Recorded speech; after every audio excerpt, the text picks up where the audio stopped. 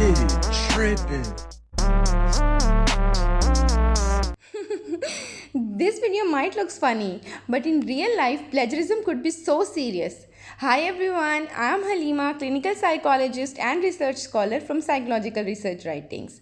In this video, you will get to know about plagiarism, types, consequences of doing plagiarism, software to detect plagiarism, free and paid version, and how to avoid plagiarism.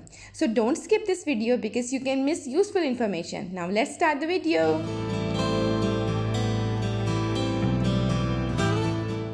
Starting with the definition of plagiarism. Plagiarism is defined as presenting someone else's work or idea as your own, with or without their consent, by incorporating it into your work without giving them full credit.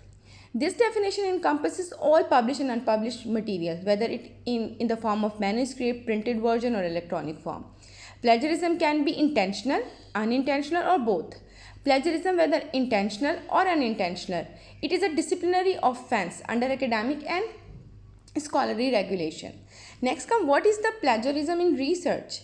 Literature constitutes a significant portion of your research study or research paper. Your research cannot be considered valuable and viable unless it incorporates numerous previous research funding.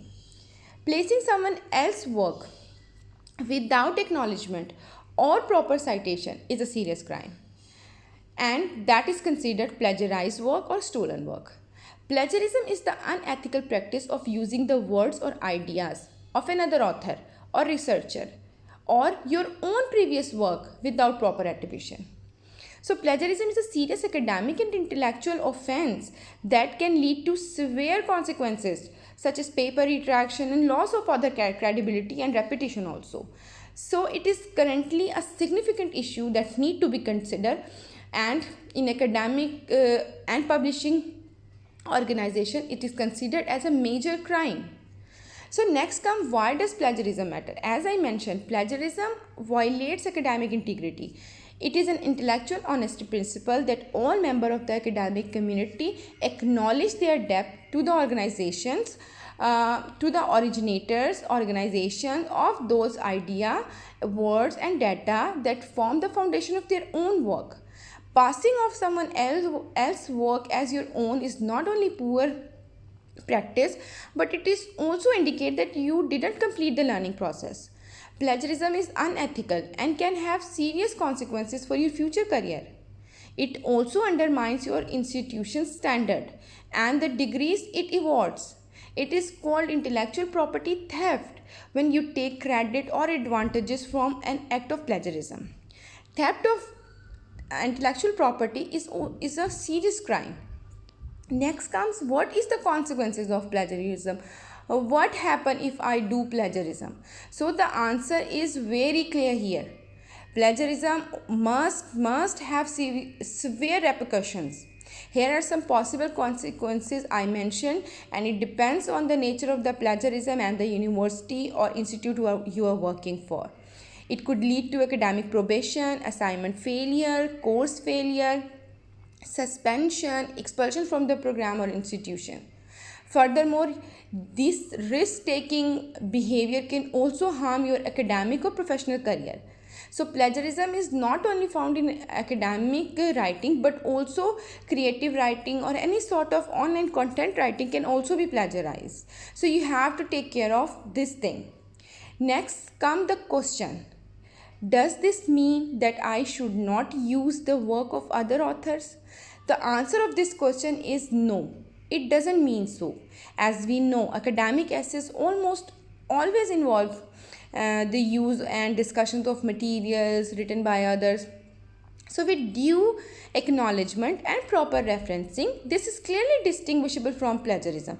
So you need to give credit to the authors of ideas and observation you cite. Good citation practice gives your reader the opportunity to follow up your references. Next comes common type of plagiarism. Plagiarism comes in many forms.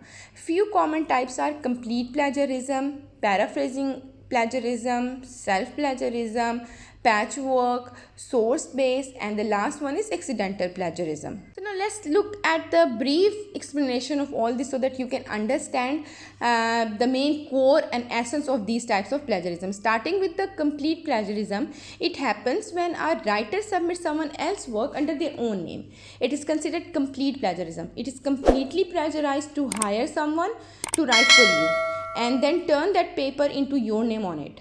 So plagiarism also includes stealing or borrowing someone else's work and submitting it as your own. An example of complete plagiarism is like submitting a research paper for the assignment that your friend drafted and submitted when she took the course years or months ago. Next is the paraphrasing plagiarism.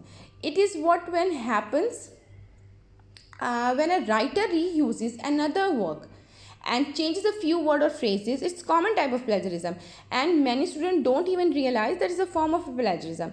So if you do like this, and if you are presenting someone else's original idea in your own writing without crediting them, even if you are presenting it in your own words, or you rephrase all the sentences, but it's still a plagiarism. Okay, so next comes self-plagiarism.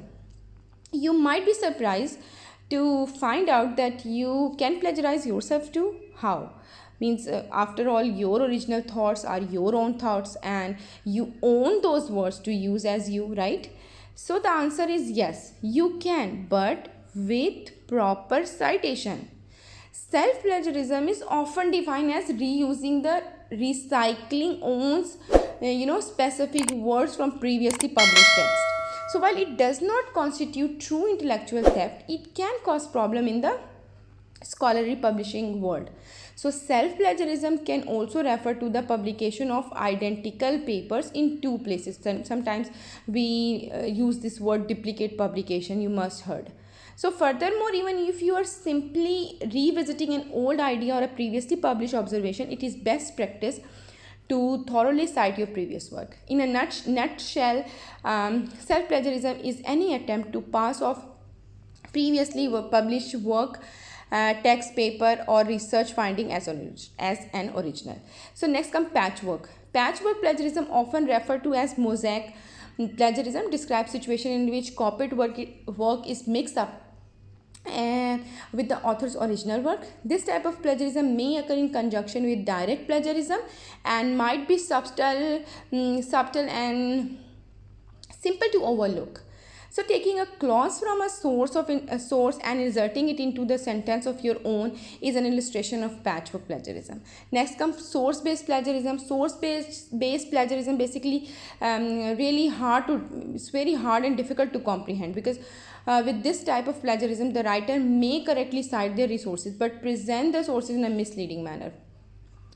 For example, the writer may cite a secondary source in their work but only give credit to the primary source from which the secondary source was derived. Other examples include citing an incorrect source or fabricating source. The last one is accidental plagiarism. So accidental plagiarism is the most common type of plagiarism because it occurs when the writer is unaware that they are plagiarizing someone's work. So the following are the typical examples of accidental plagiarism. It is the failure to cite your sources in your work and incorrectly citing your sources, failure to include quotation mark around cited materials. Even accidental plagiarism has consequences such as failing your assignment or rejection of your research paper. Next comes software to detect plagiarism. So software is almost always used to detect plagiarism. Turnitin and Grammarly Plagiarism Checker are two popular plagiarism checker. Mostly these software are paid or available in premium version. Few of them are freely available, but their accuracy and credibility can be compromised, and it could be malfunction, and it can save your draft version in their repository, and if later you check their documents originality, it will come 100% plagiarized. So paid version always comes with great accuracy, virus and bugs free, plus very little chances that the data will remain safe in their repository, or you can at least clear it cache. Few options of free versus paid plagiarism checkers are these. Next comes reasons to avoid plagiarism. So plagiarism should be avoided for numerous reasons. It's dishonesty, presenting another's writer work as your own is deception. And another reason to avoid plagiarism is that plagiarizing someone else's work does not teach you anything. When your professor assigns you an essay, they expect you to make an honest effort to engage with the topic, apply critical thinking, and demonstrate your ability to develop, present, and defend your position effectively. This is the end of this session. We are soon uploading a new video on how to remove plagiarism. So please subscribe our channel and press the bell icon so that you can be notified for new uploads. Thanks for watching the video. See you.